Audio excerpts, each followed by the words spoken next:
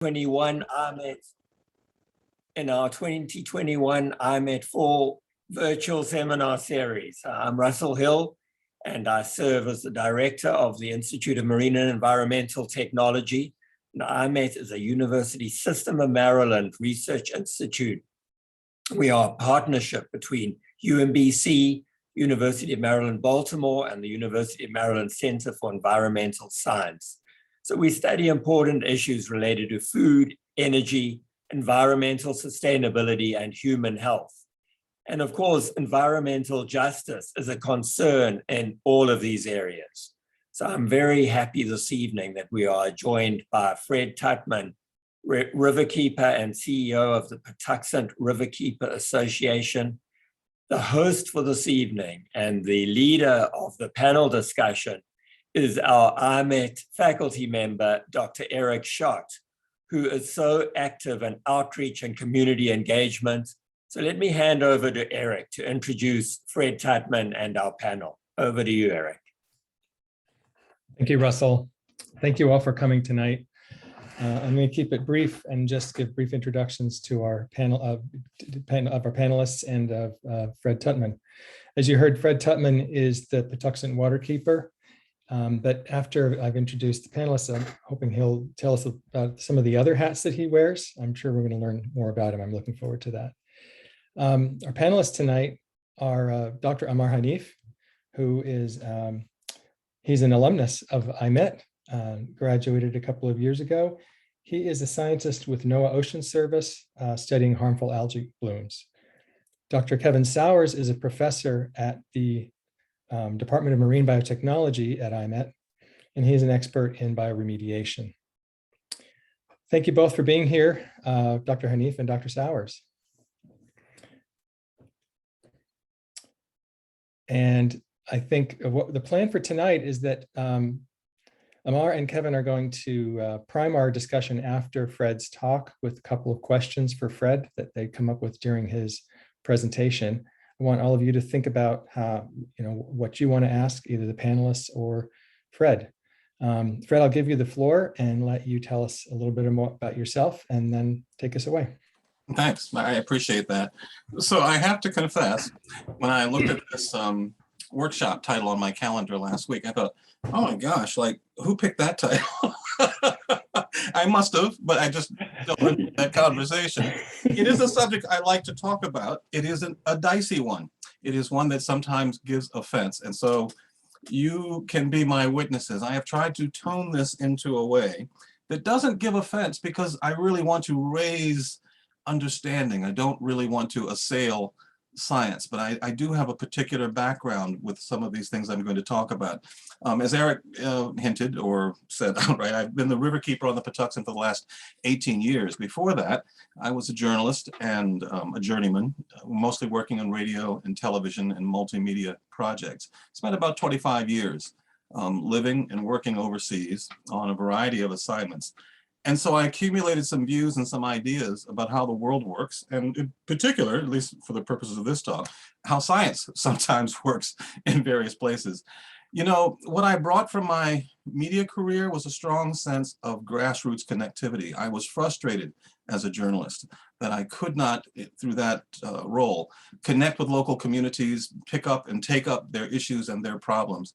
And so the subsequent career has tried to compensate for that. I was genuinely embarrassed to be in other countries at newsworthy events where we watched people suffer and did virtually nothing to help them other than turn in expense accounts and talk about it at the lobby bar that night. So the next career, the career I'm in now, is one that is deeply invested in raising up communities such that they can fight their own battles, own their own victories, and essentially pay it forward. And to me, that is durable work, sustainable work, activist work that essentially is indeed environmental justice work, but also durable work. I think it's the kind of work that sticks around after the grants are gone, and after the cows go home.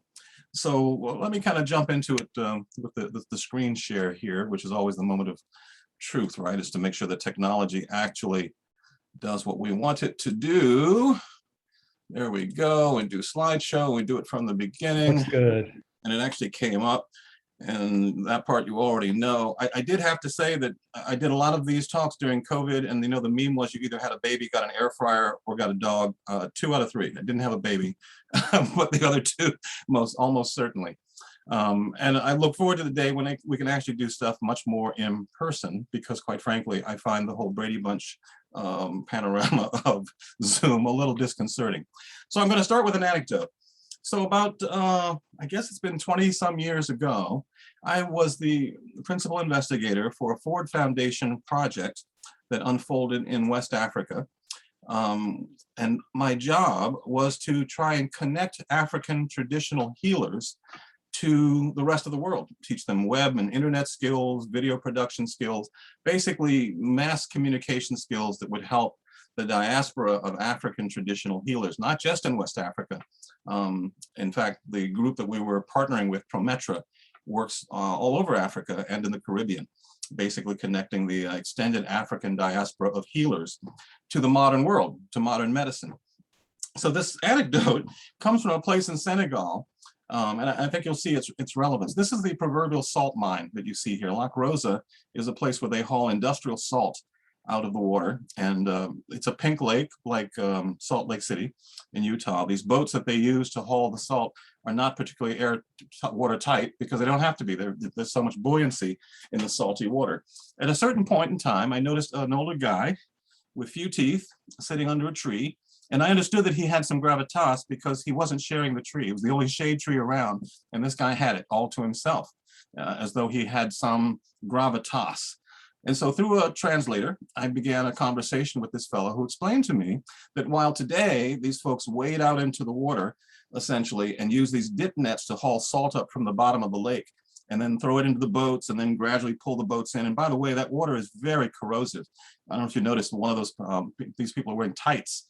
Some of them, apparently some of the foreign aid groups give them tights to help protect their skin from the corrosive quality of the salt water. It's a really nasty place to work. These folks work for pennies a day, and the salt itself actually doesn't sell for all that very much, money. So like I said, the proverbial salt mine, not a great place to work. But the key is, this old guy told me that when he was a boy, he could walk out and pick up all the salt he wanted. They didn't have to use these dip nets. The water was only up to his ankles. He could grab all the salt that he wanted. And it occurred to me, because you can see that over time, they've excavated out so much salt, they have to use this kind of old technology to pull it out. I mean, it's all sneaker net, basically. And it occurred to me that someday the water will be over their heads, and they'll have to find a different way to harvest the salt. And I asked this old dude about this, and he broke out laughing as though I was a total cretin. Crazy Americans, what do they know? He said to me, through the translator, he said, "Young man, there will always be salt and a way to get it. Always was and always will be. We'll never run out of salt." And for me, the dot that was connected there was he has the very same ethic as do we in a developed country where we have crabs and oysters and all kinds of other resources that are, not renewable necessarily, under the circumstances. And he had the exact same ethic, that he was in a developing country and had the exact same ethic as we do in a technologically advanced country. And so it occurred to me that maybe as wise as we are and as technologically advanced as we don't know everything, that there's much that we have not figured out ourselves, and we just don't have all the answers. So I've had this mentality exhibited. I've actually run into folks. This was actually said to me by a lawyer who serves on the board of one of the other waterkeeper organizations. And it occurs to me that people trained and steeped in science are trained sometimes with a somewhat narrow point of view to discard that which is not science. They look purely at the science. And for some people, right, science is a means towards an end. To others, the science is an end unto itself. And so I have observed this for years. We've used expert witnesses and have various alliances or collaborations with science and scientists in our work at Patuxent Riverkeeper, where we sometimes litigate against various polluters. We work with communities to help them solve various problems. And we do apply the 17 principles of environmental justice. And this one in particular, number 5, is really paramount in our thinking. As I kind of alluded to earlier, we're very much about empowering communities to fight their own fights, own their own battles, and to make their own decisions about their environmental future. To me, that is the substance of environmental justice. It's not just getting parity for these communities, it's giving them a seat at the table as well. And I do not see much of a correlation between movements where the science is assumed to be directive as opposed to probative. In other words, does the science provide us with information we can use in order to solve some problems, or does the science settle the matter entirely and in fact dictate the way we're supposed to go? And mostly, okay, I find the science to be very, very useful, very informative, but not necessarily the last word. There are other considerations that communities often take into account: history, culture, local knowledge. I mean, the list is quite long. But rarely have I found science-based institutions that are prepared to accept science that was either community-based or not in their database, okay? Or for that matter, that is humanitarian in substance. That's a different lens entirely. So I had occasion to be in front of a planning board in Prince George's County a few years ago, where we put on an expert witness. Some of you actually probably know him, Dr. Jacoby Wilson, University of Maryland. We're fighting, I think I actually have a picture of it. Here we go, this nasty project, this Brandywine coal waste, 44 years of coal waste being piled on the ground in unlinered cells in certain places, and to the extent that it's poisoning the groundwater at 50 times the drinking water standard.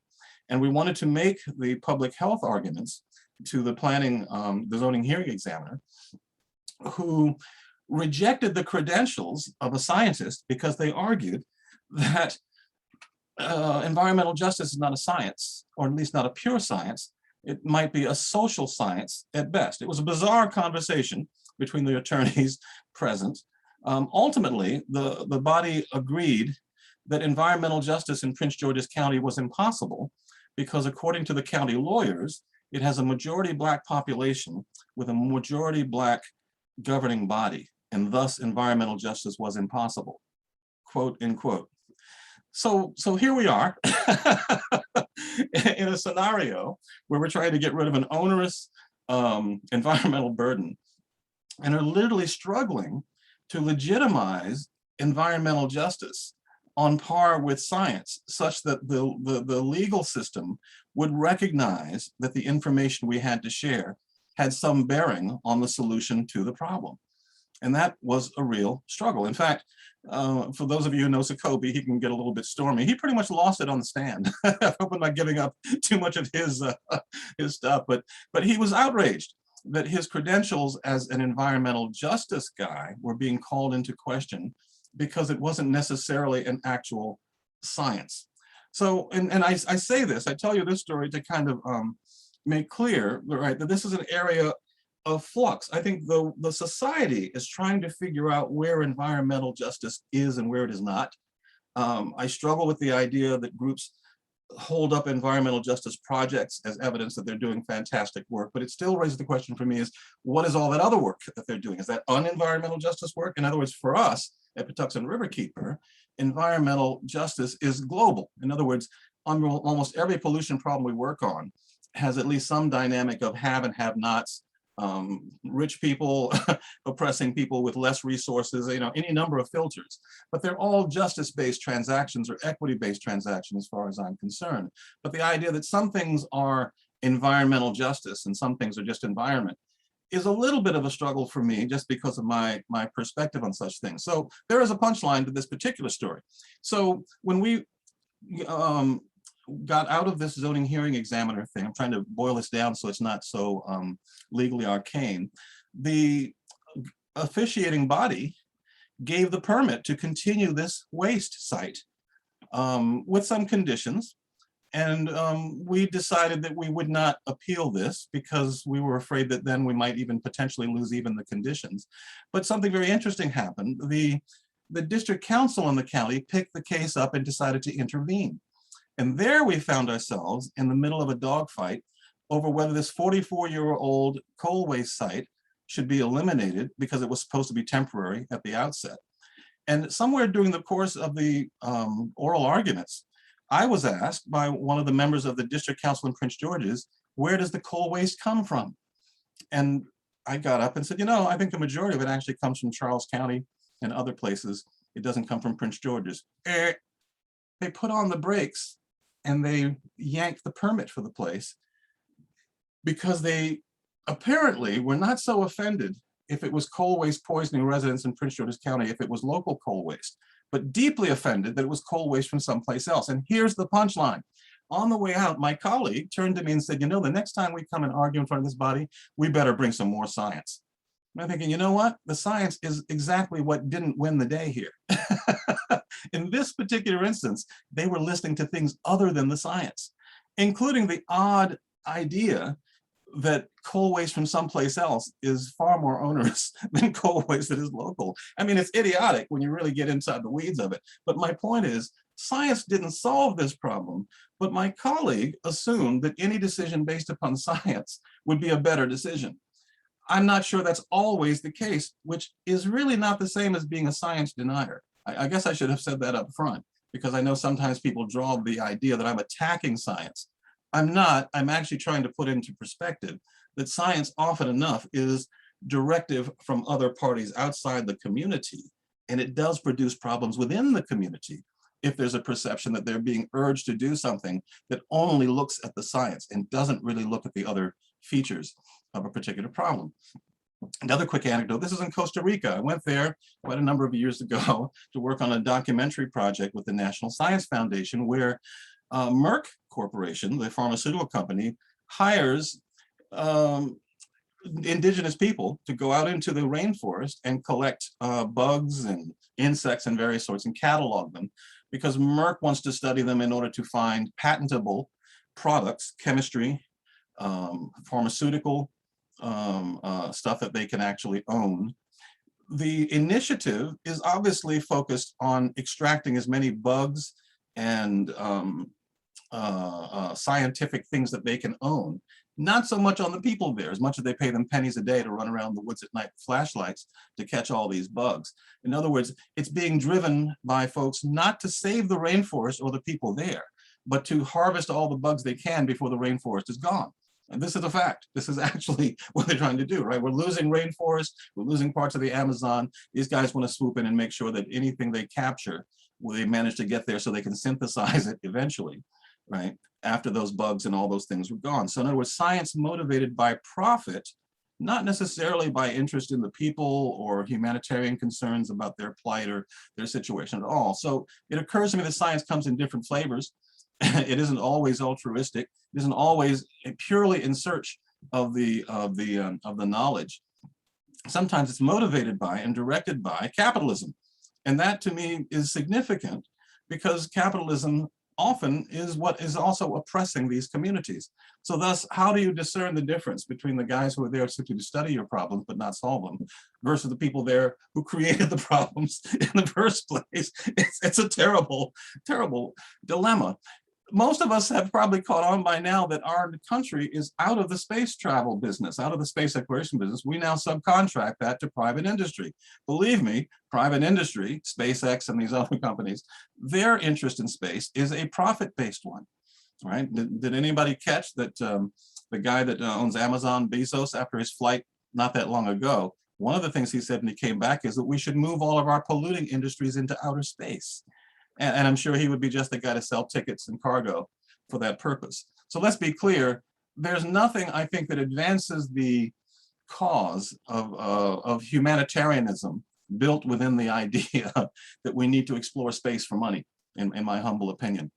This is Sanuga Hungbo, one of the best known healers and traditionalists in Benin. This guy has he has a lot of fame in his home country. He treats his patients using medicinal herbs and other practices. I probably should say that while I have an open mind, I recognize that African traditionalists do some things well and other things not so well. If I was seeking treatment for COVID-19, I would not be going to see this guy. I think he does really well with certain illnesses and complaints. I think what's really important about what Sanuga Hungbo does is that he treats the spirit as well as the body, that his perspective is slightly different than modern medicine. And I'll be honest with you, I wish my general practitioner did likewise. I don't think this guy even knows what I look like, as much as I go to him from time to time for a checkup. The way modern medicine typically works, maybe it works differently for you, is these guys don't even know what we look like. They're, we're on a ledger, or we have insurance or we don't. But for the most part, they don't treat our spirits, that's for sure. In fact, they barely treat us, because the protocols that they follow are not so much based on us, right? But on similarly situated patients, right? They're following protocols for care that are totally disconnected from any understanding of the person in front of them. And I believe that is a deficiency driven by the fixation on science in part. The idea that science settles everything, that the science will tell you what you need to know about this, and that the science is the thing that's most important about what you're looking at. And again, I don't believe that's always the case. I think we need a broader mind and a broader approach. You know, I mentioned the whole space thing because that particularly galls me, because I love the idea of people traveling to outer space in order to expand the field of human knowledge and the reach of human potential. I hate the idea of space becoming the playground of billionaires, where essentially, again, profit is at the heart of it, and you have to be a millionaire just to get into outer space. That, I think, is a wrong turn. But again, all of this is just my perspective on it. So last but not least, so here's some graphics from a study that I helped put together some years ago with the University of Maryland. And we started tracking where the state of Maryland puts its restoration dollars. And I won't dwell on these, but I want to kind of give you a gist of what they say. The study's available if you email us at Patuxent Riverkeeper. It's a published study, peer-reviewed. So here, what this chart is essentially telling us is that the big dots are where the big money is, the dark areas, also where the biggest areas of home ownership are. And the pattern that seems to show is that you have a much better chance of getting a funded restoration project in your neighborhood if you own your home, by far, actually, by a long shot. Likewise, if you're in the poverty zones, right, that thing is reversed. The big dots, again, are where the big money goes. And if you notice, the darker areas are basically where the poverty zones are, and there are very few big dots in poverty areas. You have a very low likelihood of getting and there is a point to this, bear with me, you have very low likelihood of getting a project funded to restore something environmentally problematic in your neighborhood if you happen to live in a poverty zone. And likewise, and we have about 20 of these charts using various demographic filters. This one talks about median household income, tells exactly the same story. All of these charts tell the same story. If you're rich, if you're white, if you live in an affluent neighborhood, you know, any number of those features will pretty much assure that you have a better chance of getting a project restored or funded with public money. Let's be clear, we're talking about public money here. So when it was Joe Tidings and I who took this to a US senator to get his help trying to strategize a way to reverse this trend. I won't name the senator because he's still serving, decent guy, done great work for the environment. And what he said to me was very interesting. He said, Fred, I am sure that all of these decisions are being made according to the very best science. And Joe Tidings, who's since passed away, sadly, and I said, well, Senator, how come all the best science is in all the best neighborhoods? So my point here is that there is a bias that is inherent. It's not a bias, I think, that's intentional, but there is a presumption that legitimate work is work that is, legitimate science is, of course, work that is funded. In fact, many people I know in the science community have to raise money to support their own work. They are employees of institutions that themselves have clients or funders or mandates that they must meet. So to that extent, scientists are an extension of the values of the institutions they work for. They don't work on stuff that doesn't get funded. And thus money, capitalism, is a factor, as much as every scientist I know will argue that that in no way affects their perspective. I'm saying it in every respect affects the lens that they use to look at what's worth studying and what's worth learning about and what's worth knowing about. And I believe that inherent bias sometimes makes it likely that science-trained people will overlook information that is of great importance and great significance to a local community, but of no value whatsoever to the study that funds them or the institution that employs them or the problem that they've been paid to actually research and work on. And so there is a discordance sometimes between what scientists want to work on and what communities need. And the reluctance of the science community to deal with polarizing issues or controversial issues for fear that it might affect objectivity essentially takes them out of the conversation with respect to justice and fairness. In effect, it's not their problem or not within their bandwagon or bailiwick. And thus it puts us at odds sometimes with the science community, who are representative of interests that are indifferent to communities. They're only sometimes interested in the science they're in. And I believe that is that's a waste. I believe there's much that we could learn from indigenous people. And more to the point, as a community activist, I have to have a very different filter for what people know and what they're prepared to share, and what information the community deems important when it comes to making decisions about the environmental and other problems that they face that are often interlaced, that the environmental problems are interlaced with economic and other issues within the community, and that science is only one of those things that people are prepared to look at or to consider, but it is not the thing that settles it all. When I was teaching at St. Mary's College of Maryland, I had a rebellion one day in my environmental law and policy class. Students stood up and explained to me how committed they were to science and their belief that civilizations and societies that do not embrace science deserves whatever happens to them. Right? If they don't get a shot, they might as well die. If they don't do this because it's about the science, then they're not really worth our time or our energy. In other words, their point of view as young scientists to be was that science was the end all, which I believe blurred or at least blinded them, made them tone deaf to other considerations from people who may or may not have access to science. And science, as I've made clear, costs, right? That's why you have traditionalists in Africa. They can be afforded by some Africans who cannot afford modern medicine. In fact, modern medicine, pretty damned expensive, frankly. You really have to have an economy like the one in the United States to afford the kind of healthcare that we have. So the traditionalists, the voodoo people, actually voodoo, but voodoo was the precursor, essentially have the hearts and minds, not only because they are reflective of the culture that they're in, but they're also accessible. They can be afforded. And I think that's an important distinction as well, that there's an interdependence between science and money. I've never met science that wasn't funded. I've never encountered a scientist who worked for free.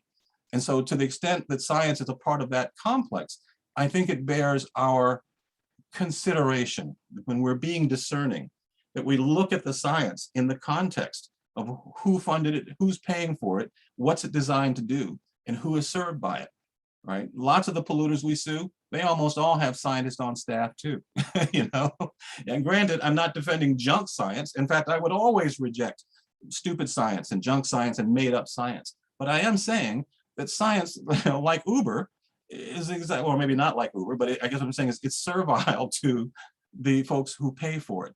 And that bears, I think, from a community standpoint, some reflection. Okay, is this science we can trust? Is this science that's meaningful? Is this science that has our backs? Or is this science for its own sake? So that's probably about as lucid as I can put it. I hope I did not give offense to people who think that science settles everything. I'd like to hope that there's room for conversation to be had from people who may or may not have science as a perspective, but have information to share that bears on problems of common concern. So I'll leave it at there, and I would love to hear your questions and reactions. Thank you.